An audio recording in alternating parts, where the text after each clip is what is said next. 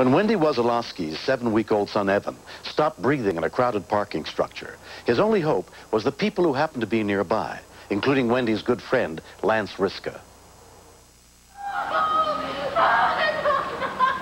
I remember a man coming up, wanting to help. CPR. He didn't know what to do, and I told him, step back. You know, this man's an EMT, he knows what he's doing. You can do a lot of harm if not properly trained. Infant especially, you know, their lungs capacity is smaller, their bones are much frailer, their head goes too far, you could actually, you know, snap the cervical, the neck area. I just figured Evan was dead. This little child that I just gotten, that I love so much, that I went through so much for, I'm not gonna have him again. I listened, there was no air coming out. Check of the brachial pulse up in the arm, nothing there. The seat's quite firm, so I started doing my compressions of 5 to 1. How's the baby doing?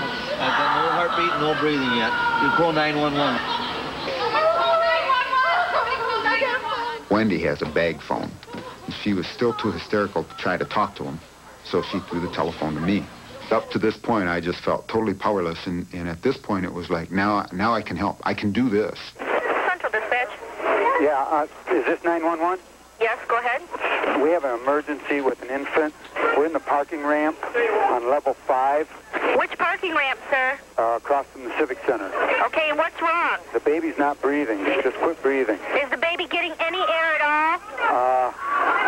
I don't know. There's a gentleman here who says he's an EMP. Right across in the Civic Center. Can't really say I've ever done CPR on an infant before other than in training.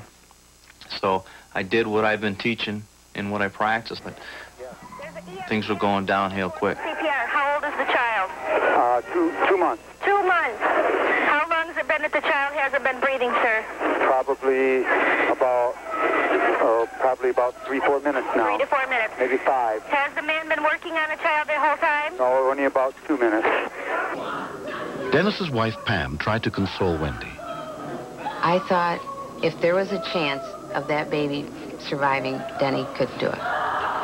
But I just thought the baby was too far gone at that point. Can you put your phone down or whatever there and go over and see if the child's getting any air? Okay, hang on. Okay. I remember sending my daughter to find out if the baby was getting any air, because I didn't want to holler through this crowd. I didn't want the answer to come out loud for Wendy to hear it. No, he's not. The child is still getting no air. The mobile medical response unit en route included paramedic Faye Martini. The entrance ramps at the Civic Center are not high enough for our ambulance to get up the ramps. So when we get a call there, we have to go in on foot. And if we couldn't find it in a fairly short period of time, the chances for the baby's survival continued to diminish.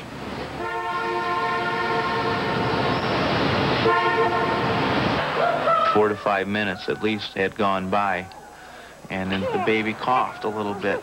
It moved its eyes, and the color just started coming back, and I thought, oh, my God, you know.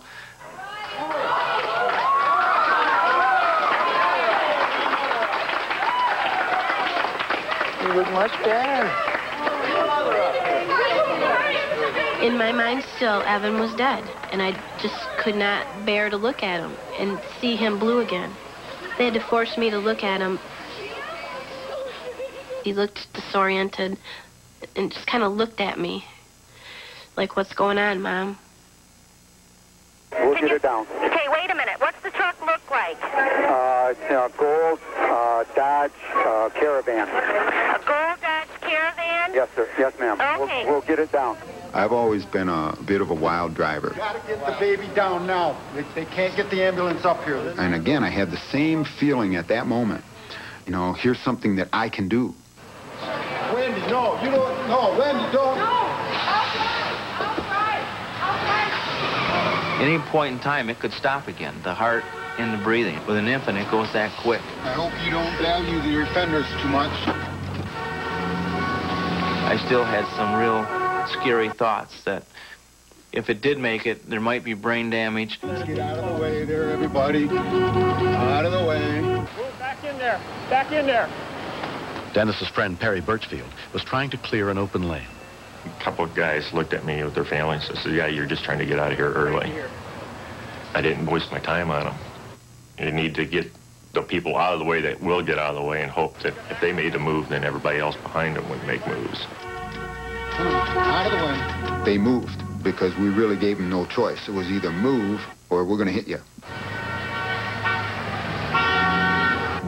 Man. They pushed to the sides as much as they could until we got all the way down to the exit booth, and there was one man who, like, didn't want to give up his spot. Look at this. This is ridiculous. There's only one little wall in between us and that ambulance, and the person at the gate was taking money from the car in front of me. I screamed, I honked, I was frantic. I don't want to move the baby until we get to the ambulance rate. If the airway was the problem in the first place, I wanted to keep that head in that position the best I could because I don't want to take a chance of blocking it off again. When we got the infant was breathing 4 times a minute. The heart rate was about 60 to 80, and it should be double that. Baby's not doing too good. We better get going. Yeah. They were going to transport him to the hospital, but would not let me ride with him. I didn't want him to be without his mother. I wanted to be right beside him and hold his hand. What we were taught to do was to pretty much start stimulating the baby, to get him to move around and get the baby oxygenated and hope that the cardiac would kick in like it should. Right, real good now. That's what we want to hear. Come on, darling. By the time we got into the hospital, he was crying like a trooper. And it had like a little obstruction of fluid at the time, so I cleared the airway. 7-week-old Evan Wasilowski was taken to St. Luke's Hospital. I knew that he was stabilized by then, but I still didn't know what could have caused this. And then they finally come back and said that they thought it was pneumonia, but they were pretty sure that's all it was.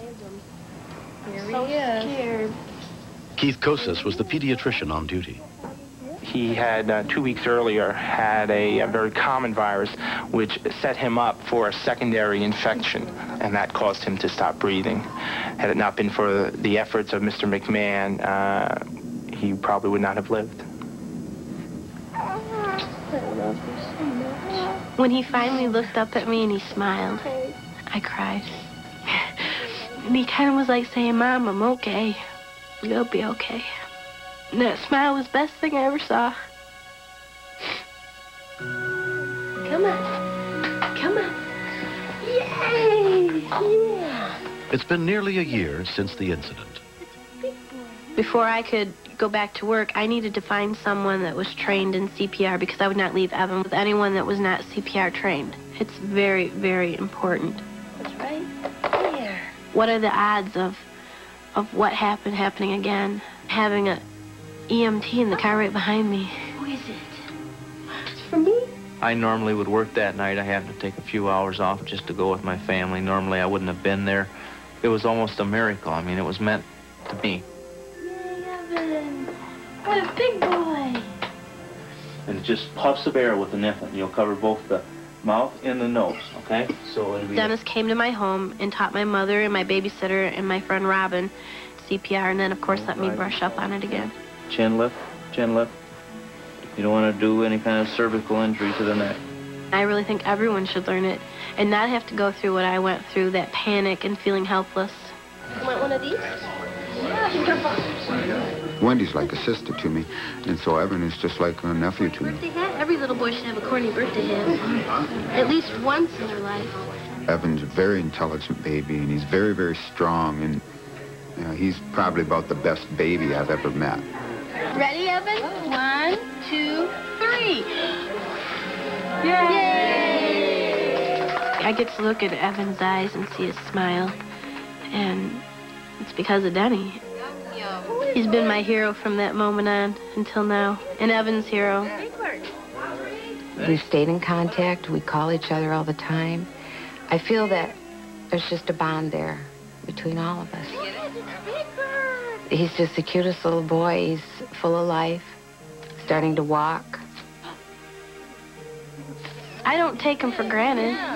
And when he cries or if he's fussy, I don't think of him as a burden. I think of him as a gift.